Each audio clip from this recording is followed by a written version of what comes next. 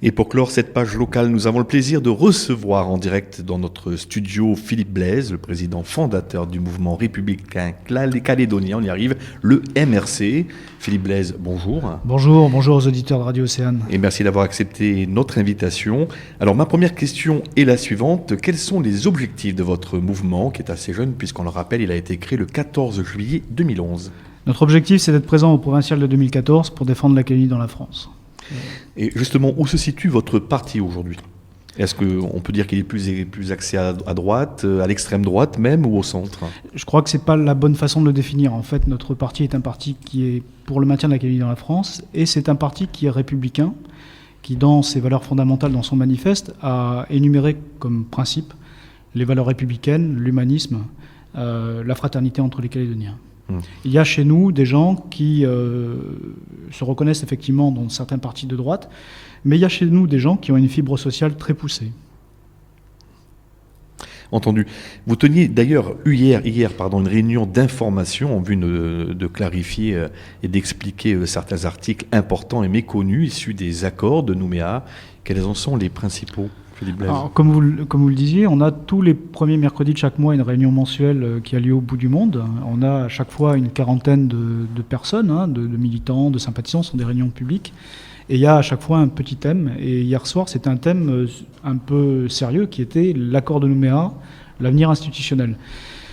Pourquoi ce thème ? Parce que en fait, les Calédoniens ne savent pas, pour la plupart, ce qu'il y a dans l'accord de Nouméa. Et il y a un vrai travail d'explication, de pédagogie à faire, d'autant que pendant très longtemps, on les a tenus dans l'ignorance. En fait, les hommes politiques, les signataires, ont fait le choix de traiter ça dans des comités un peu occultes, en disant aux gens, ne vous préoccupez pas de ce qu'il y a, vous n'avez pas à comprendre ce qui se passe. Malheureusement, on se rend compte qu'aujourd'hui, il faut que les gens comprennent, parce que la situation n'est plus celle d'il y a 10 ans, et les enjeux sur lesquels ils vont être amenés à se prononcer, ils ne les comprennent pas.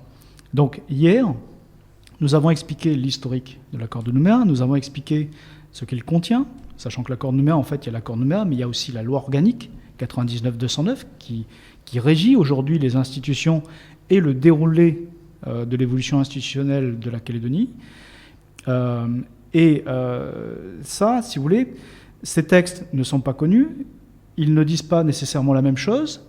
Donc il y a aujourd'hui un enjeu actuel, immédiat, qui est le transfert des compétences qui sont inscrites à l'article 27. Les gens ne savent pas on allait y venir, oui. Je vous écoute.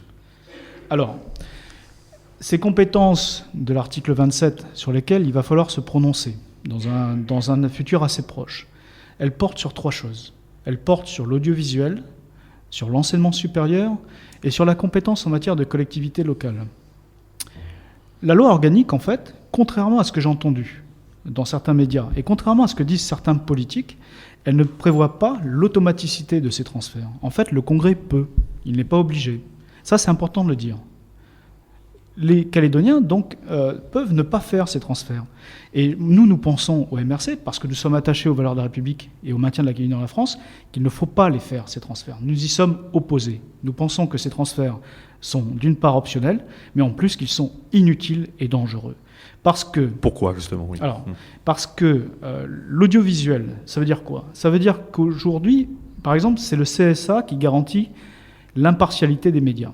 Demain, vous transférez cette compétence à la Nouvelle-Calédonie, c'est le gouvernement de la Nouvelle-Calédonie qui serait le juge des médias, c'est-à-dire qui déferait les rédactions de la télévision, de la radio. Vous imaginez les conséquences ? Autre exemple, les collectivités locales. Aujourd'hui, l'État exerce un rôle de gendarme. Il vérifie que les mairies, les provinces sont correctement gérées, dans le respect de la loi, que les budgets qui sont votés sont des budgets sincères. Demain, si on transfère cette compétence, l'État n'aura plus son mot à dire. C'est le gouvernement de la Nouvelle-Calédonie qui sera la caution morale de la probité dans les collectivités locales. Alors, ce matin, il y a eu un cas.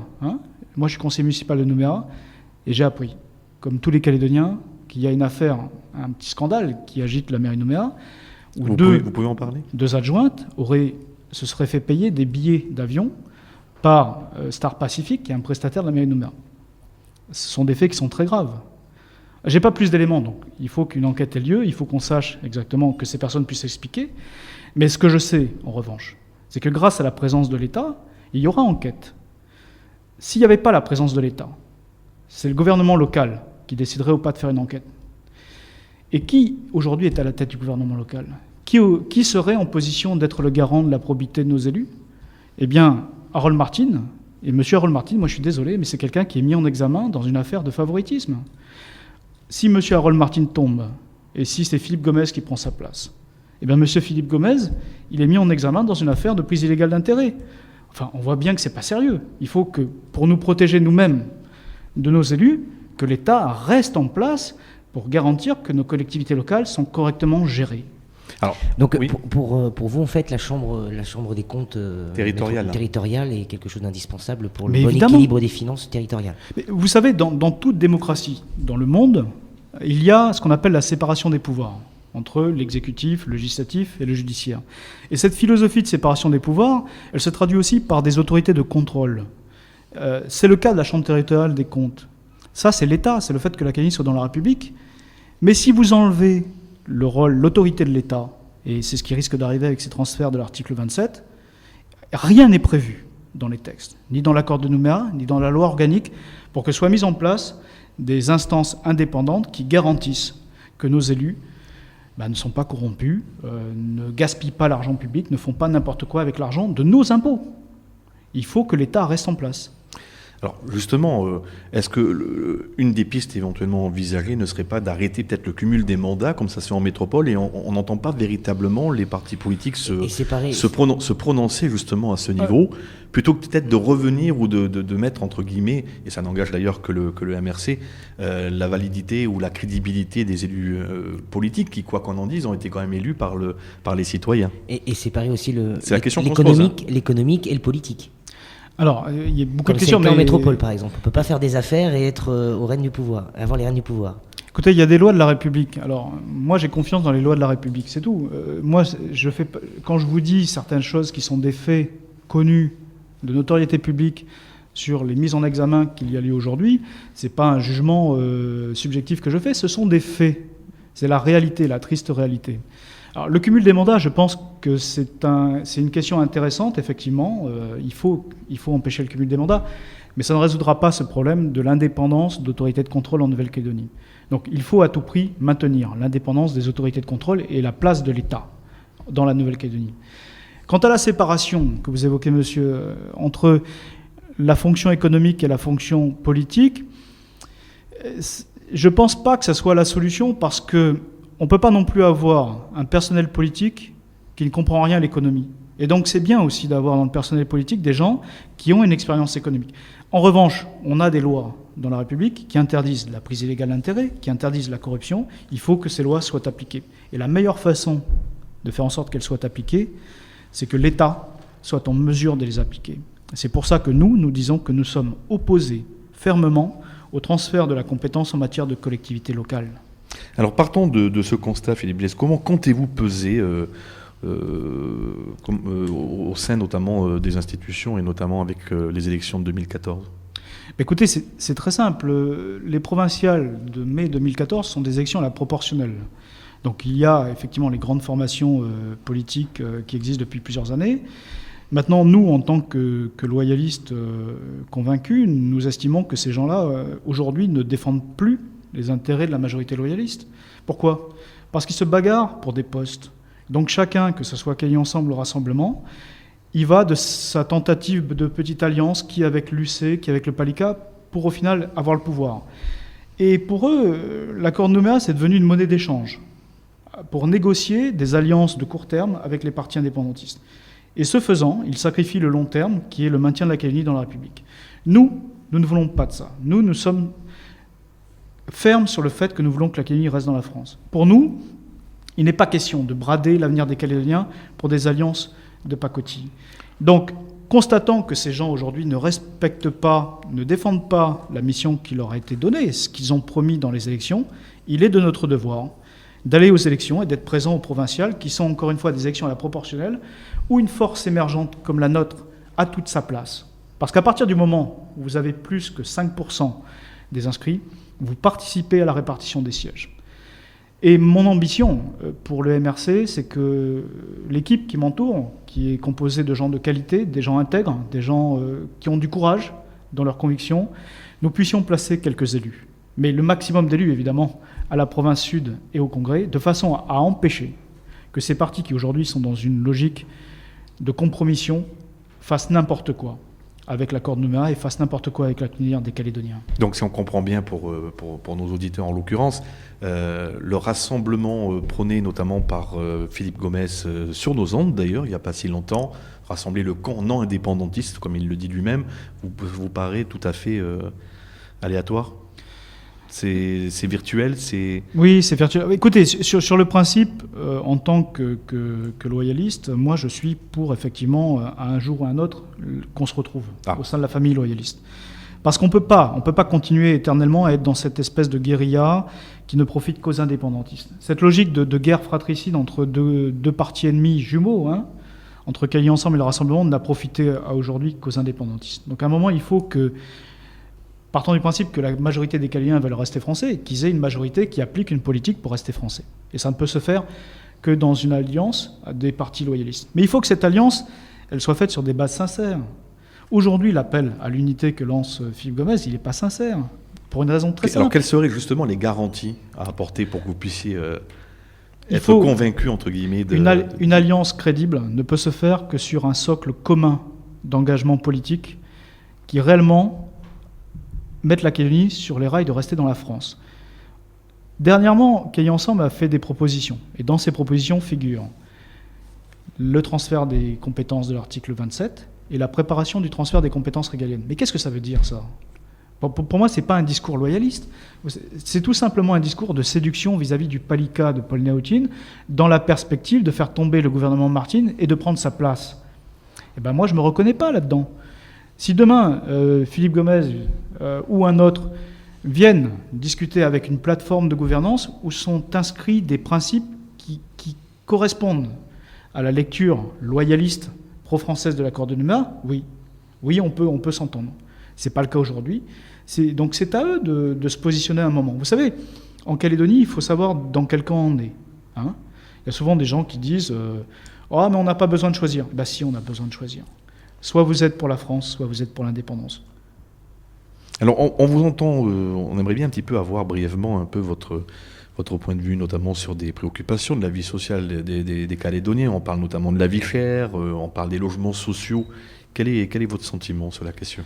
Écoutez, les engagements du MRC pour 2014, enfin nos engagements fondamentaux, ils sont sur 3 piliers. D'abord, on veut que la Calédonie reste dans la France. Premier pilier. Deuxième pilier, nous voulons moraliser la vie politique et nous voulons une bonne gouvernance. Et c'est pour ça que je suis contre l'article 27.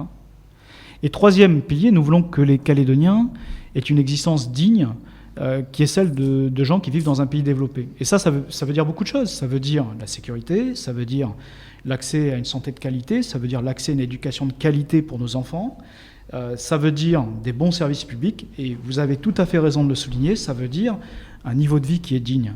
Et aujourd'hui, personne ne peut nier la réalité de la souffrance matérielle de beaucoup de Calédoniens qui sont confrontés à la vie chère.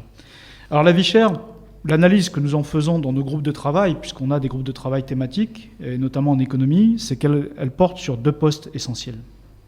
D'abord, c'est l'alimentation qui touche les ménages à faible revenu. Et là, les choses sont claires, il faut plus de concurrence. Moi, je partage les conclusions qui ont été faites par l'étude des missionnaires de métropole qui sont venus examiner la situation en Calédonie. Le scandale ici, c'est sur les prix de l'alimentaire. Mais si vous voulez avoir des prix de l'alimentaire faibles, enfin raisonnables de façon pérenne, il n'y a qu'une seule solution, c'est qu'il y ait plus de concurrence dans les enseignes commerciales. Et donc il faut libéraliser l'installation des enseignes commerciales, de façon à ce qu'il y ait, peut-être demain des enseignes néo-zélandaises, australiennes qui viennent et qui amènent plus de choix et qui forcent les distributeurs à baisser leurs prix. Il faut casser les oligopoles et surtout les monopoles.